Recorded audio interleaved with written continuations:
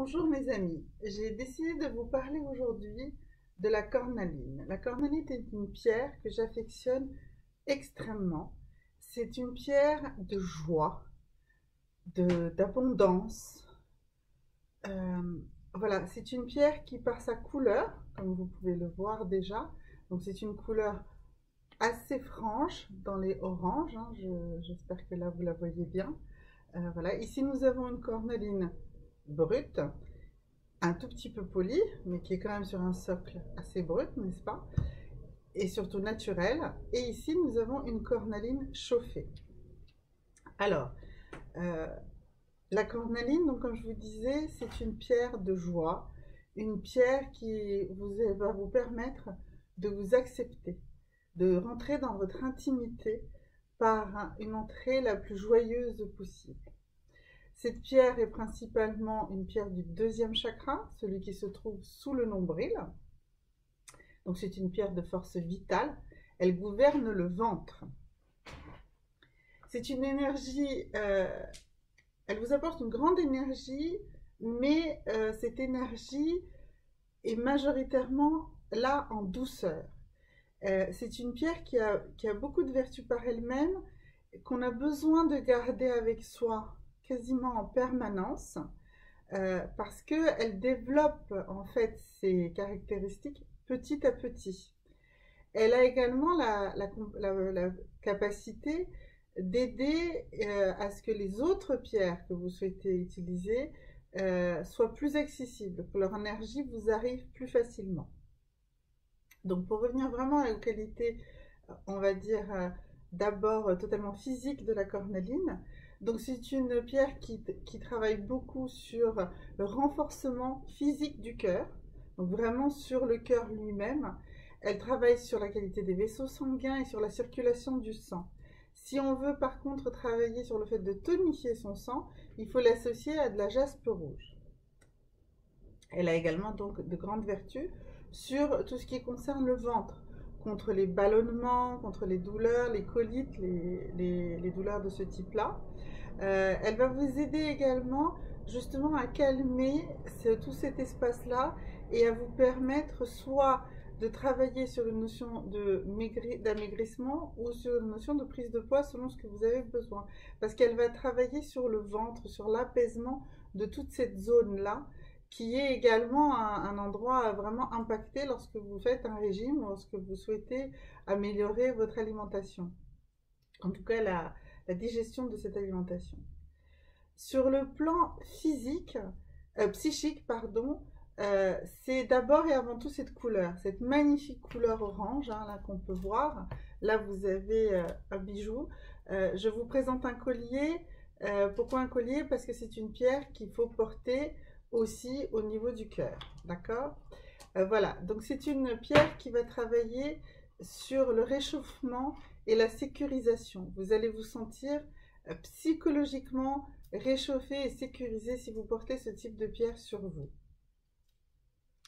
C'est une pierre également qui va travailler sur votre vie matérielle. C'est une pierre, donc ici j'ai choisi quelques cartes notamment, donc qui va vous aider à travailler sur la notion d'abondance qui va arriver dans votre vie. Elle va vous permettre cette abondance par notamment l'amplification de votre créativité. Vous allez être plus créatif, vous allez être plus productif, donc forcément vous allez être plus dans l'abondance. Elle va donc, comme je disais tout à l'heure, travailler sur votre bonne humeur, ce qui va également se retraduire dans votre vie matérielle. Elle va apaiser votre mental, puisqu'elle va vous permettre de vous accepter, de rentrer dans votre moi, dans votre intimité, donc, une fois de plus, d'aller vers la découverte de votre créativité et donc de votre fécondité. Pour en revenir à cette histoire de fécondité, justement, c'est également une pierre qui permet de travailler sur les énergies sexuelles, notamment lorsqu'il y a un déficit de libido, par exemple.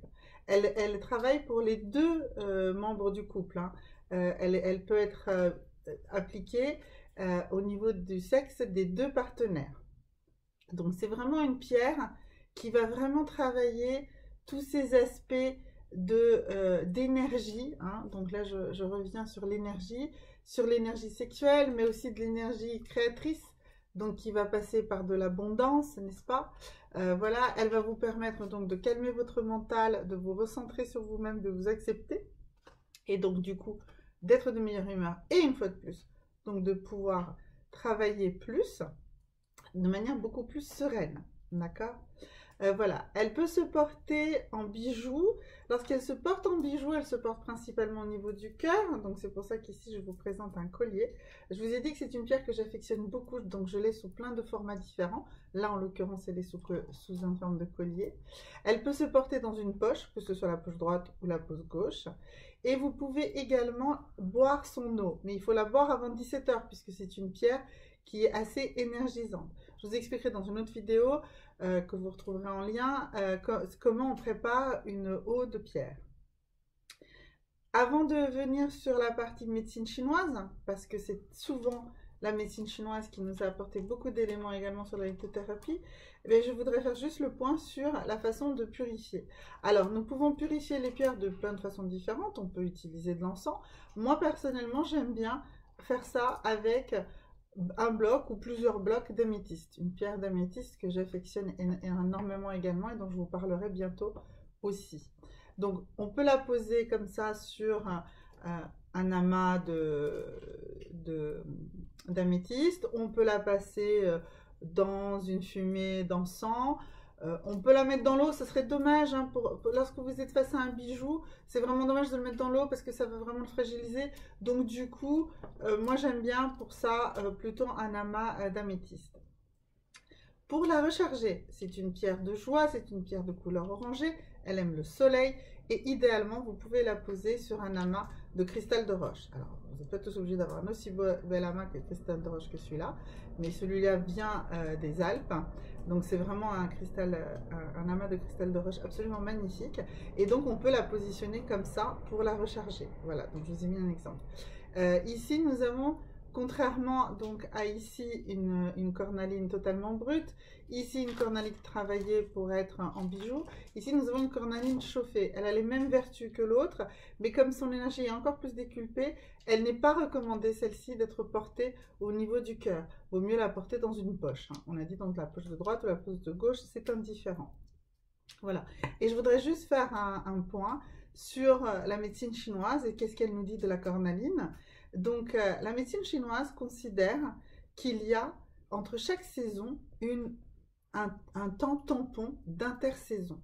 Dans ce temps tampon d'intersaison, il faut prendre le temps de digérer de ce qui s'est passé dans la saison précédente. Voilà. Eh bien, j'aime beaucoup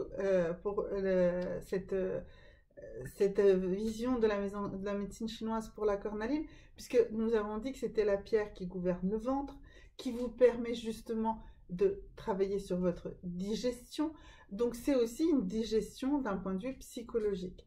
Et il est toujours très important de pouvoir prendre le temps de se poser. Et la cornaline est une magnifique pierre de méditation. Donc vraiment, je vous recommande.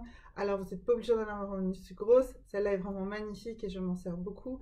Mais c'est une magnifique pierre de méditation et qui nous permet de poser, de vider notre esprit, de digérer tout ce qui se passe autour de nous et vraiment d'avancer sur tous les plans. Donc, une pierre, pour moi, la plus belle pierre, certainement. Et c'est pour cette raison que je voulais démarrer cette série de vidéos sur les pierres avec la cornaline.